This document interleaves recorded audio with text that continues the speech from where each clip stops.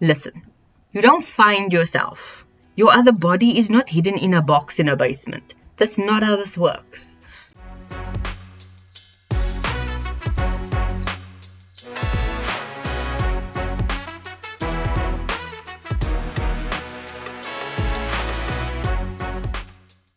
Hello.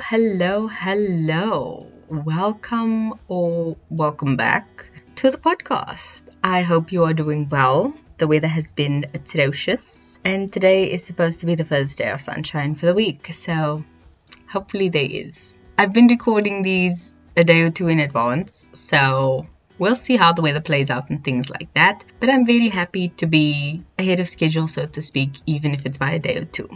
That said, today's topic is course correction, because not everything will work out the way you plan. And like me, even if you make the plans, sometimes you'll need to change course and just correct it and move on. That is what today is about. So I'm just going to jump right in.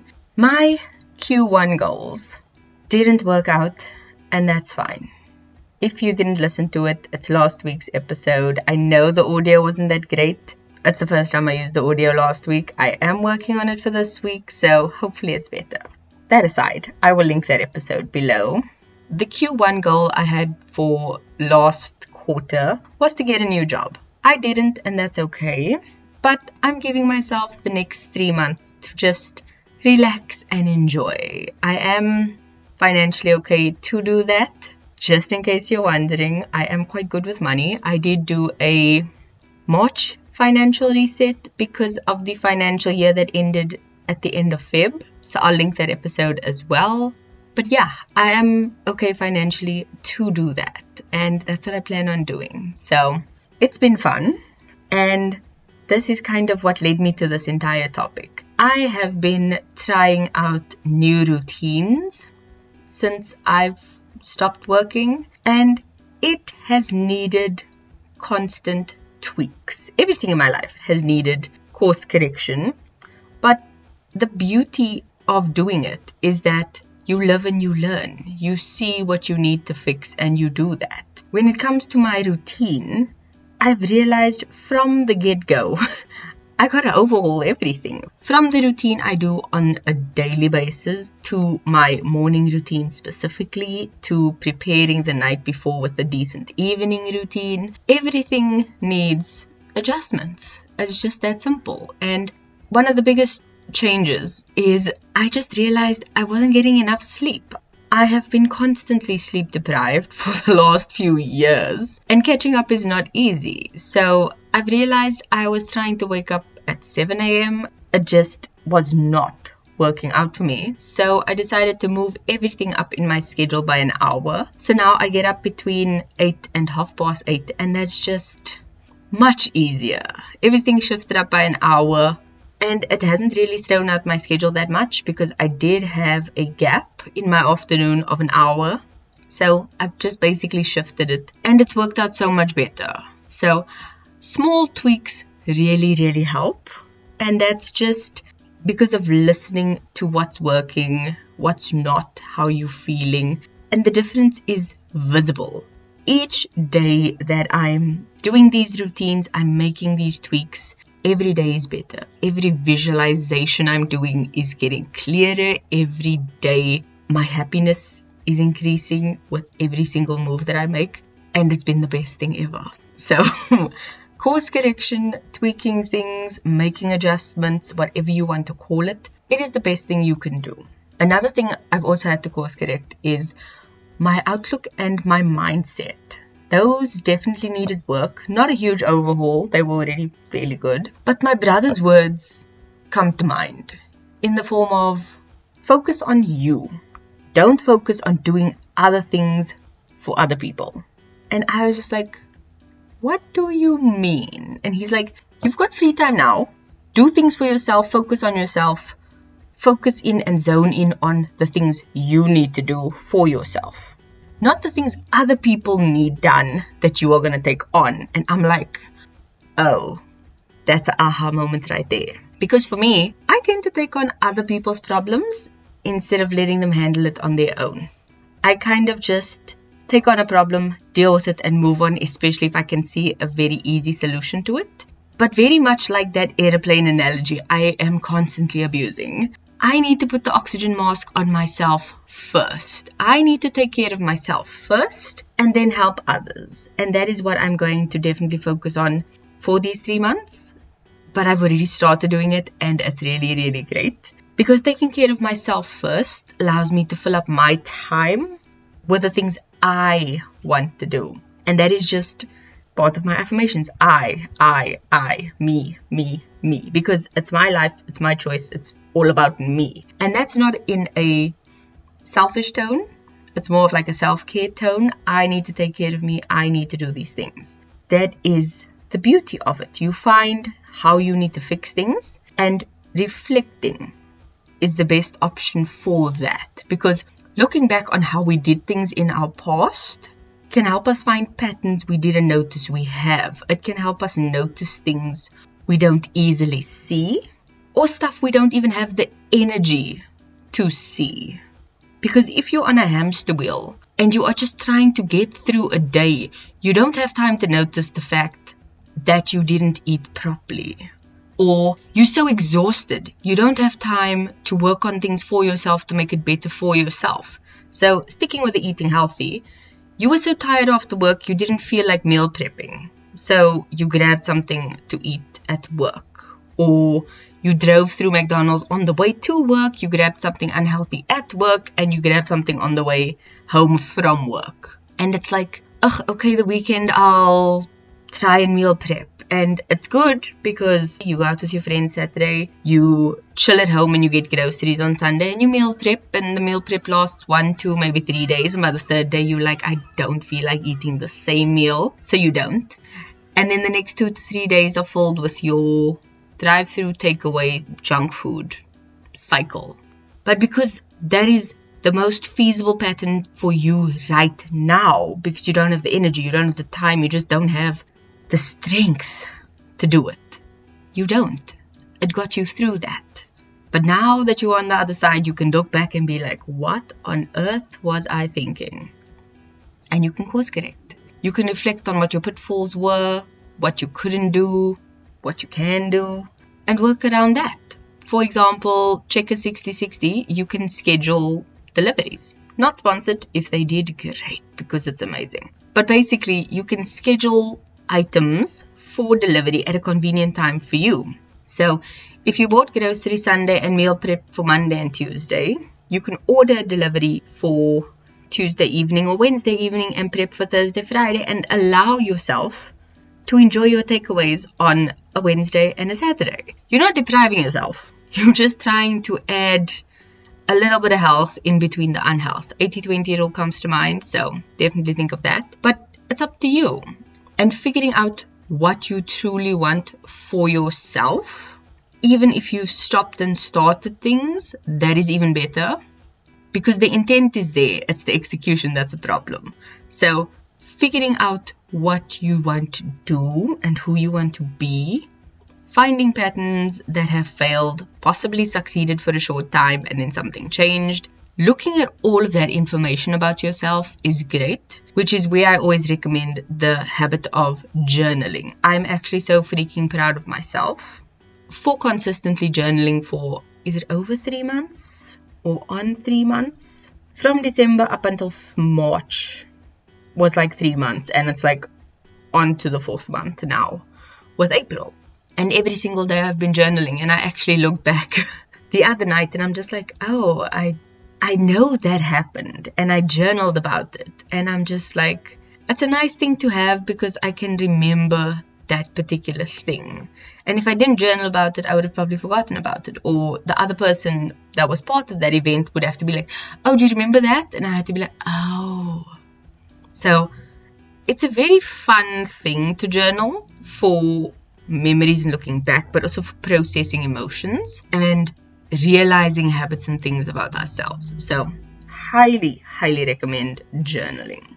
Journaling is a great tool for reflection, for understanding, for all of those kinds of things.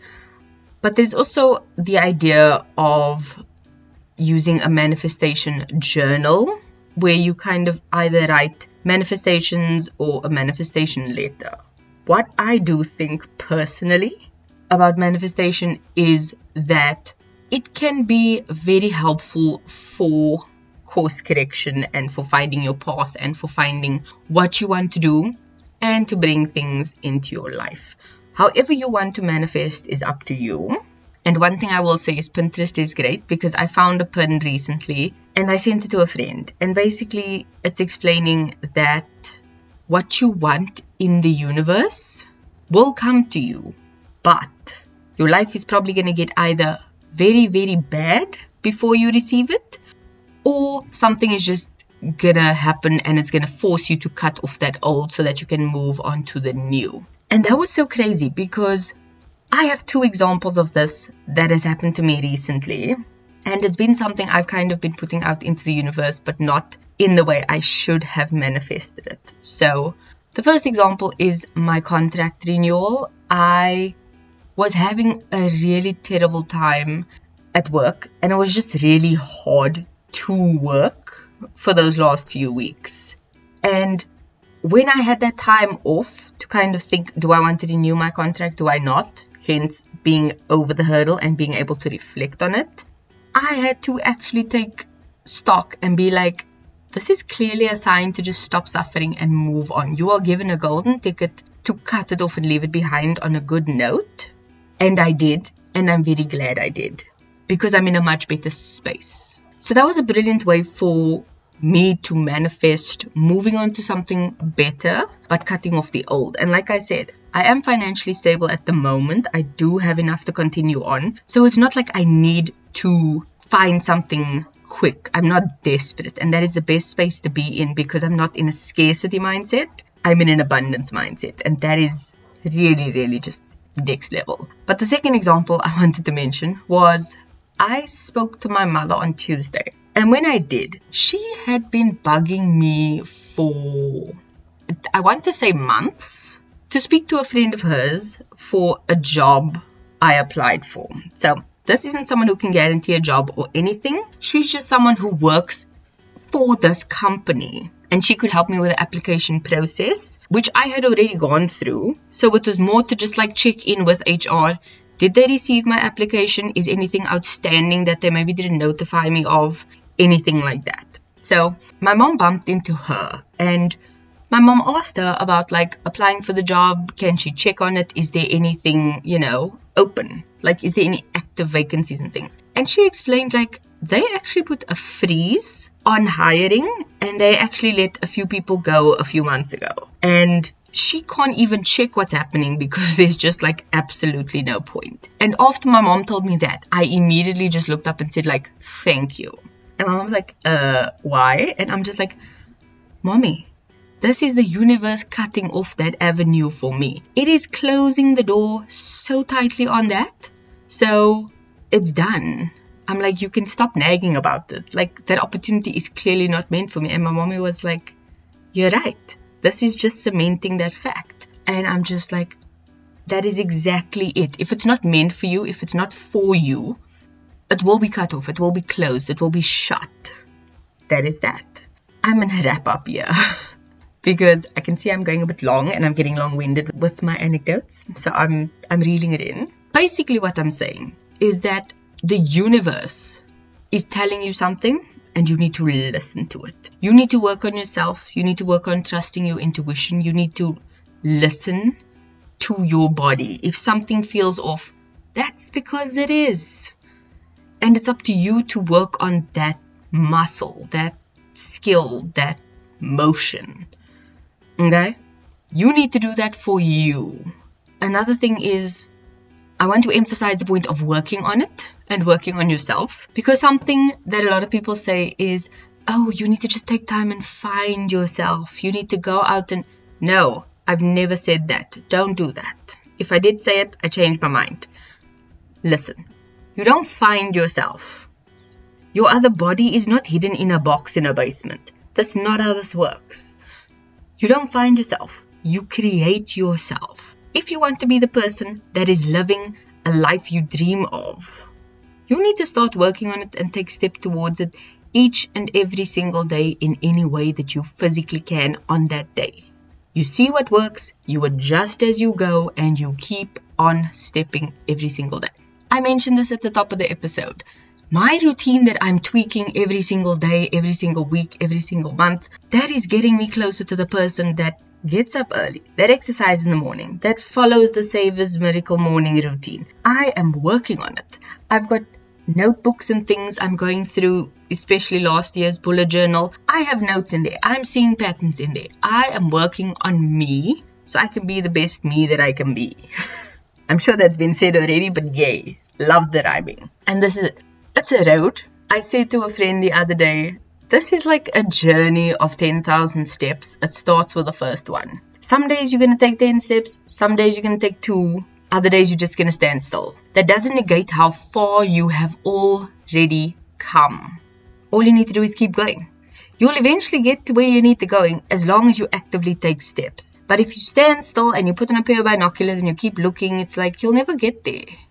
By looking at it, you need to step towards it every day that you can.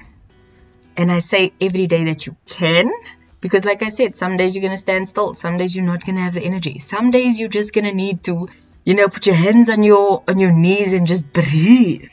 That's life. So I'm done preaching. I'm done. The song of the week is one that's very, very fun. It's Life is a Highway by Rascal Flatts. And yes, it is the Cars movie theme song. I absolutely love it. I think that is exactly what this is. Life is a highway. You get on the road and you go. You're going to take pit stops. Sometimes when your GPS needs to recalculate, recalibrate, rework the routes, that is what you need to do. Have a destination in mind, but understand sometimes the route getting there is not that great, and sometimes you might want to pick a different destination. That is okay. That is fine. That is life. But do you take your steps every day? Remember to keep being a better being, and I'll see you in next week's episode. Love you. Bye.